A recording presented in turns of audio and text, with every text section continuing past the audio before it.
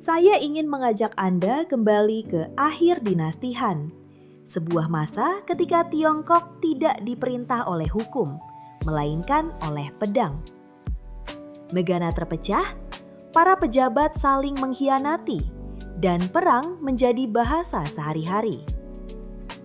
Di zaman penuh kekacauan itulah, lahir seorang pria bernama Lü Bu. Seseorang yang kelak dikenal sebagai prajurit terkuat di masanya, sekaligus simbol pengkhianatan. Lü Bu berasal dari wilayah Cuicuan. Sejak muda, ia sudah menunjukkan kemampuan fisik yang luar biasa. Ia ahli memanah, tangguh dalam pertempuran jarak dekat, dan sangat piawai menunggang kuda. Keberaniannya di medan perang membuat namanya cepat dikenal. Banyak yang kagum, banyak pula yang mulai waspada.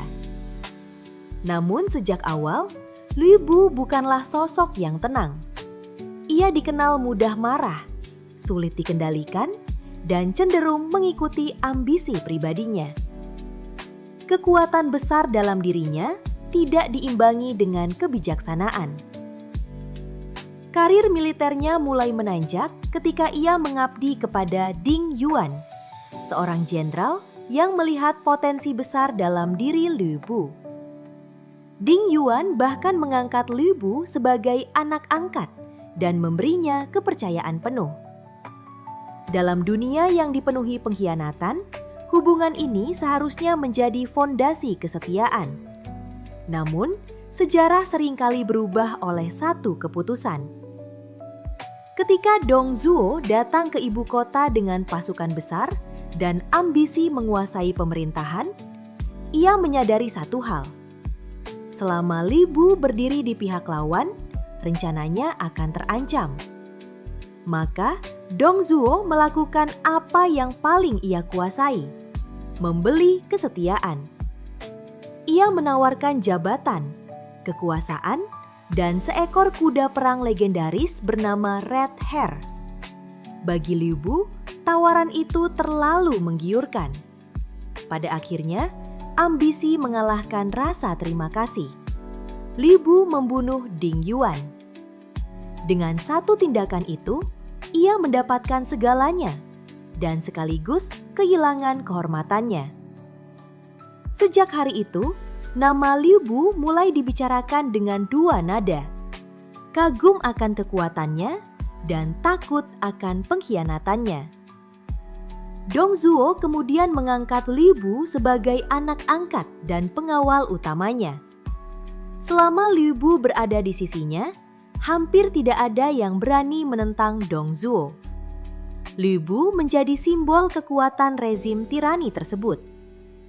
Namun, hubungan mereka dibangun atas rasa saling curiga. Dong Zhuo dikenal kejam dan temperamental. Ia sering merendahkan Lü Bu, bahkan beberapa kali hampir membunuhnya dalam amarah. Di sisi lain, Lü Bu mulai menyadari bahwa kekuatannya justru membuat Dong Zhuo semakin waspada. Intrik istana pun berkembang. Seorang wanita bernama Diao Chan menjadi bagian dari rencana untuk memecah hubungan keduanya.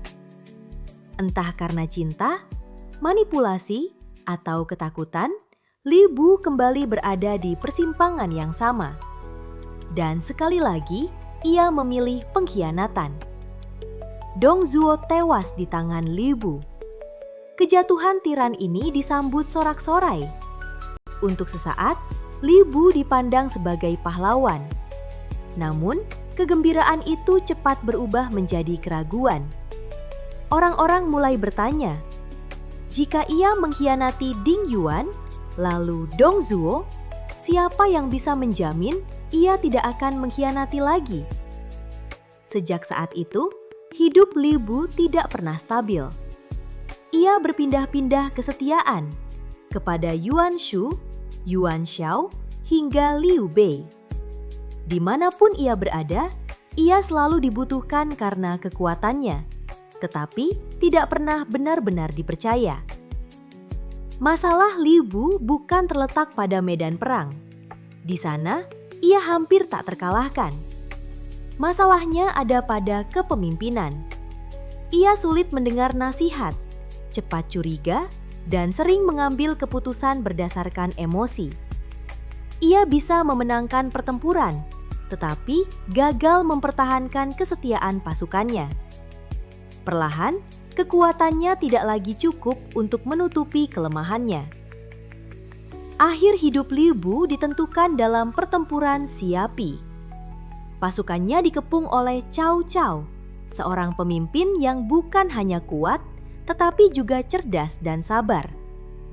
Cao Cao membendung sungai, memutus suplai, dan menghancurkan moral pasukan Liu Bu tanpa harus bertarung langsung. Dalam kondisi terdesak, pengkhianatan kembali terjadi, kali ini terhadap Liu Bu. Beberapa bawahannya menyerah dan membuka jalan bagi musuh. Sang jenderal terkuat akhirnya jatuh tanpa perlawanan berarti. Ketika Liu Bu dibawa menghadap Cao Cao, ia mencoba bertahan dengan satu hal yang tersisa, reputasinya. Ia menawarkan diri untuk mengabdi, menjanjikan kesetiaan, dan mengingatkan betapa bergunanya kekuatannya. Cao Cao sempat mempertimbangkan. Namun Liu Bei yang juga hadir saat itu mengingatkan Cao Cao tentang masa lalu Liu Bu, tentang Ding Yuan dan Dong Zhuo. Dua nama itu cukup untuk mengakhiri perdebatan. Keputusan pun dibuat, Liu Bu dieksekusi. Tidak di medan perang, tidak sebagai pahlawan, tetapi sebagai ancaman yang terlalu berbahaya untuk dibiarkan hidup. Begitulah akhir kisah Liu Bu, seorang pria dengan kekuatan yang melampaui zamannya, tetapi tanpa kesetiaan yang kokoh. Seorang jenderal yang ditakuti semua musuhnya, namun tidak pernah benar-benar dipercaya oleh siapapun. Dan mungkin itulah ironi terbesar dalam sejarahnya. Liu Bu tidak pernah kalah karena musuhnya lebih kuat, melainkan karena ia gagal menaklukkan ambisinya sendiri.